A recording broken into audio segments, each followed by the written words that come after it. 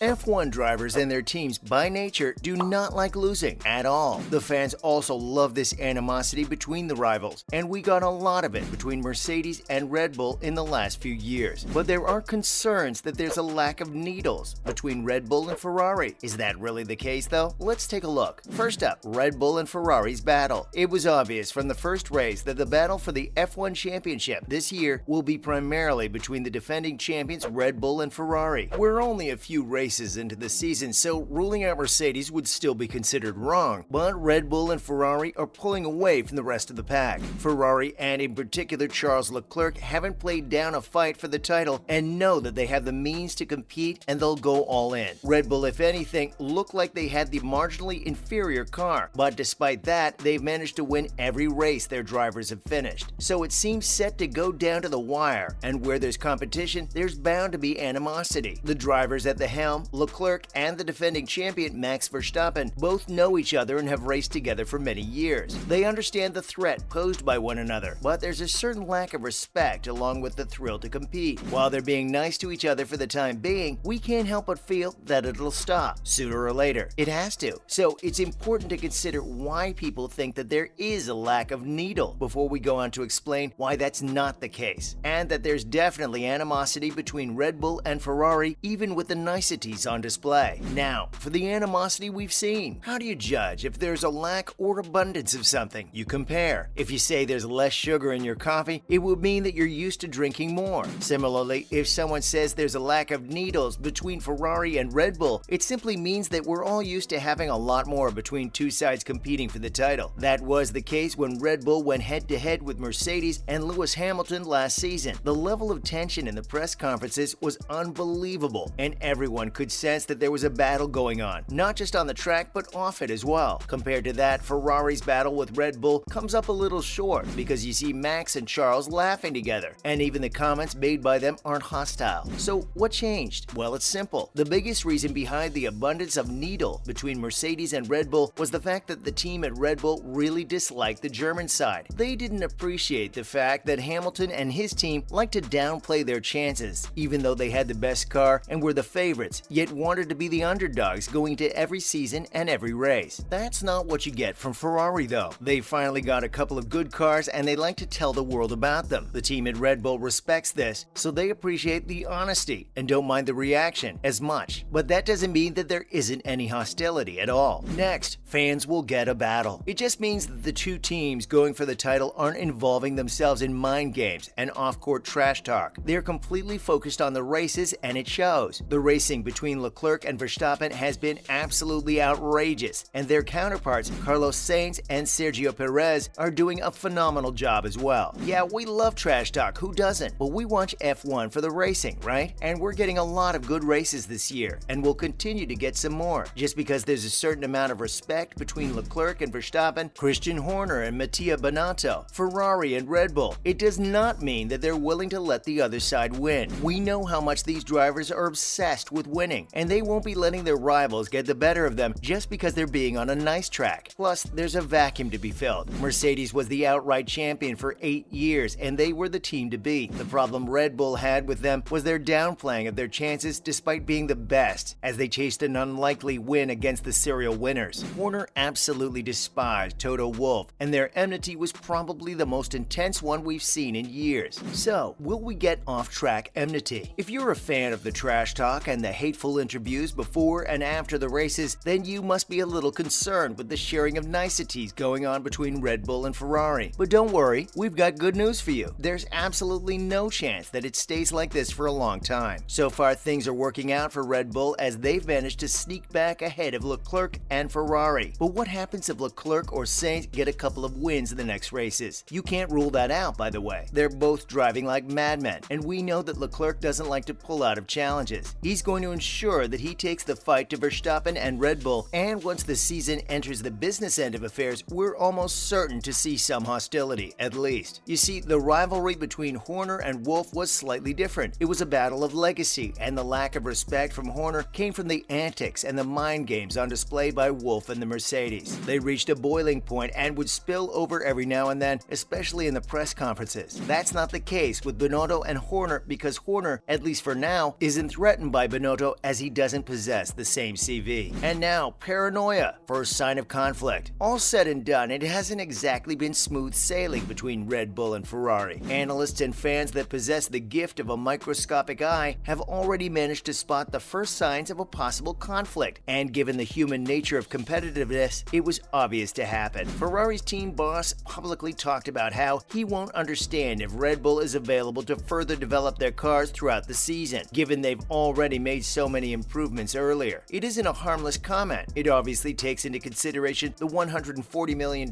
base allocation for R&D spending for the season. Binotto's team hasn't changed a lot, and it gives them a certain edge over their rivals, but they'll need to start applying the changes after the RB18 emerged as the faster car in the last two GP, and he'll be hoping that Red Bull has spent a majority of their capital already. Binotto hopes that Red Bull will stop development given that they have to stay within the limit, and he's been vocal about how Ferrari has to be careful with their expenditure given the limit. Horner, on the other hand, has explained how he's glad that the FIA has carried out the police work and ensured that they're well within the limits. Interesting comments from both sides, and it shows that things definitely have the potential to get worse as we move towards the spicy part of the racing calendar. Finally, no such thing as lack of needle. All in all, it pretty much confirms that there's no such thing as lack of needle when it comes to this level of competitiveness. You can be nice to one another off track, sometimes because you respect the competition, other times because of the whole PR fiasco in today's world. But once things get rough and the competition is neck and neck, then there's no doubt that some ugly words will be said, and we believe that they should be said. We mean, come on, how can you not have a bit of friction between the sides? They want to be at their best, and the only way of being the best is if your competitor comes up short too, so you want to get into their heads. Plus, the longer the two sides remain competitive, the more likely it is that we see some words exchanged. Verstappen seems like a fellow who doesn't hold back, and if there are a couple of close skirmishes, we're bound to see some fireworks in the press conferences. Plus, we can't just say that Mercedes won't be good ever again. Yeah, they're not having a great season, but they've already managed to fix up most of the issues. And if not this season, they'll be back next year fighting for the championship. So we might actually see more of this animosity starting from next season between the trio, not just Red Bull and Ferrari. But the key behind any conflict remains in competition, and as long as they feel threatened by one another, we're bound to see some dirty exchanges. Can't wait for them, by the way. That's a wrap for this video. Do you think Ferrari and Red Bull will stay nice to each other throughout the racing calendar? Let us know in the comments below. Make sure to give this video a thumbs up and subscribe to our channel for more videos like this. See you in the next one.